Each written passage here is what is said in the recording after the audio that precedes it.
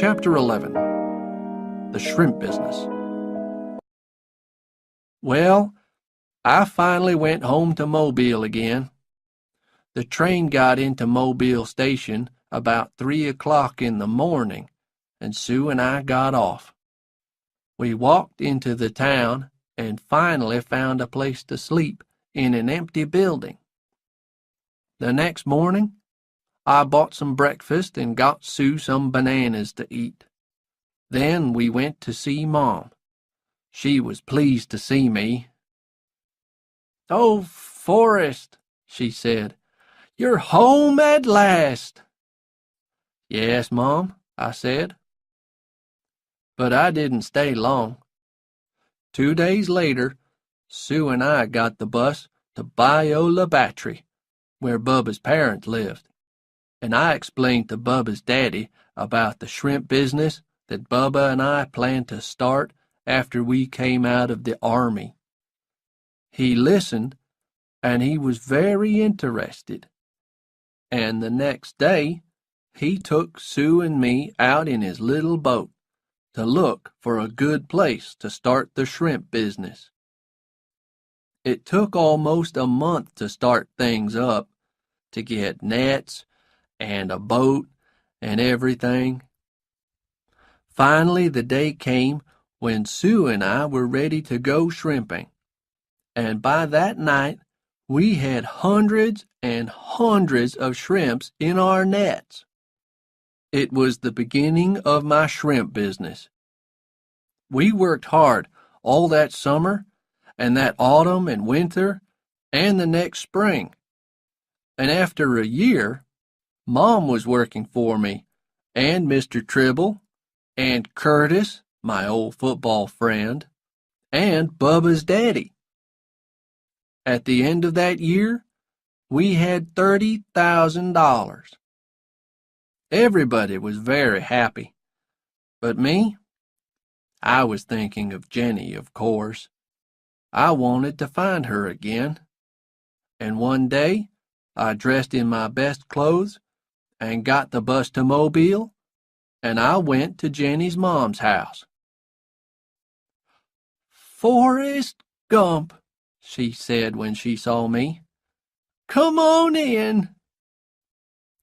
Well, we talked about Mom and the shrimp business and everything. Then I asked about Jenny. "I don't hear from her very often," she said. "I think they live somewhere in North Carolina now." "They?" I said. "Didn't you know?" she said. "Jenny married 2 years ago." Why wasn't I ready for that news? I don't know, but I wasn't. And part of me seemed to die when I heard it. But Jenny only did what she had to do, because I'm an idiot. A lot of people say that they married an idiot, but they don't know what it's like to marry a real one.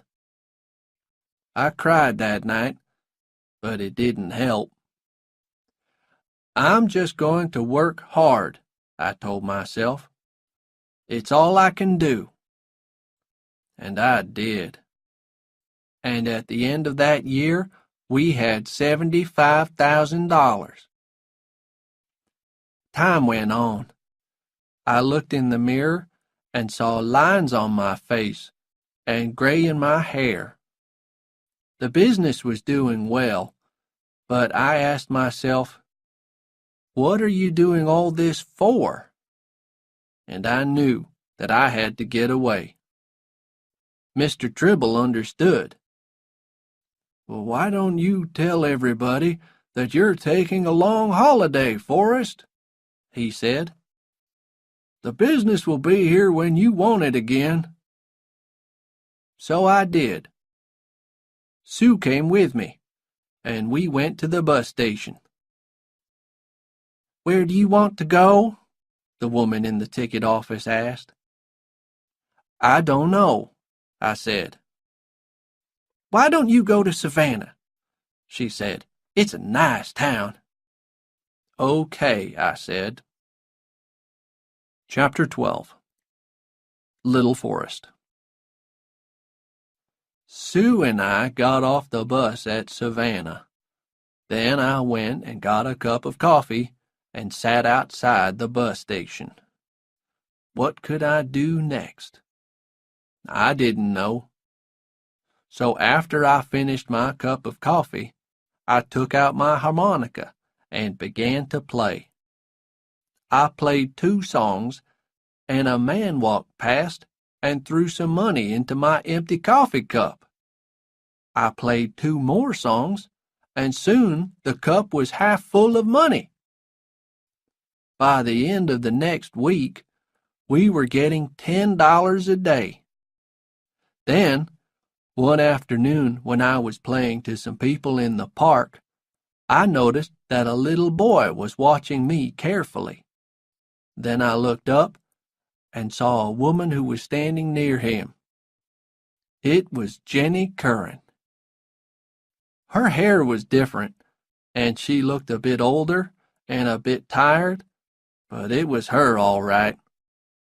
And when I finished playing, she held the little boy's hand and came across. She was smiling. "Oh, Forrest, I knew it was you when I heard that harmonica. Nobody plays the harmonica like you do." "What are you doing here?" I asked her.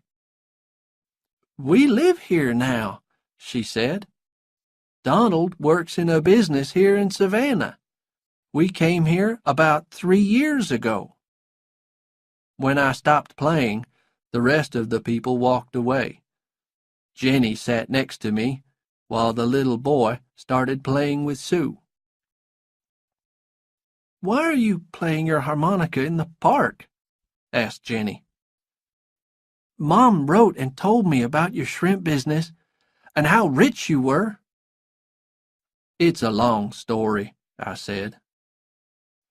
"Is that your little boy?" "Yes," she said. "What do you call him?" "His name is Forrest," she said quietly. Then she went on. "He's half yours. He's your son, Forrest." I looked at the boy, who was still playing with Sue. "My son?" "I knew that a baby was on the way when I left Indianapolis," said Jenny. "But I didn't want to say anything. I don't know why. I was worried that perhaps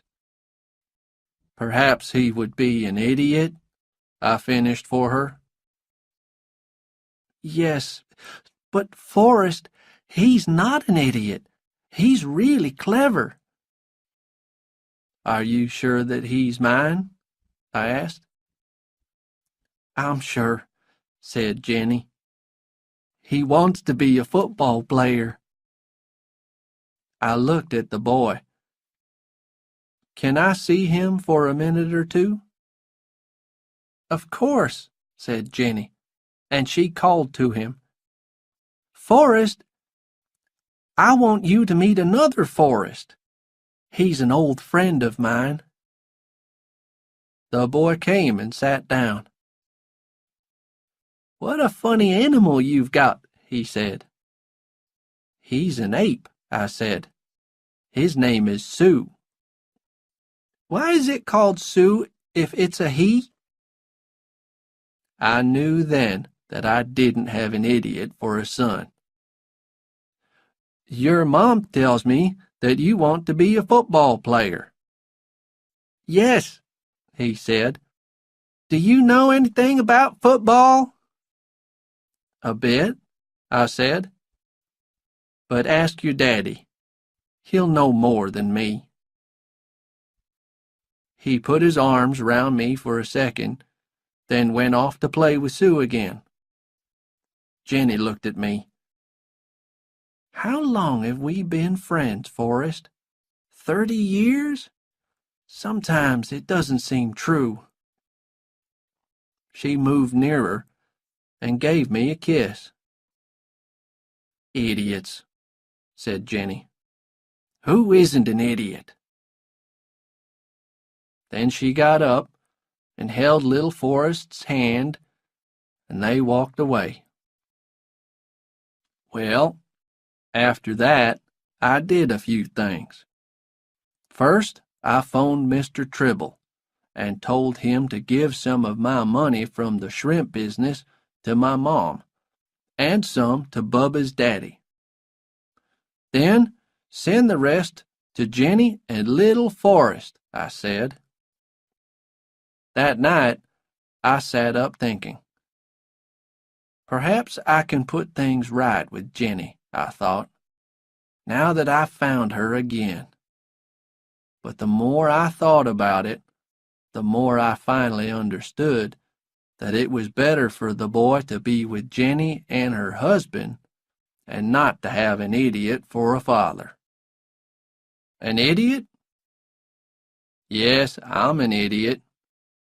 But most of the time, I just try to do the right thing.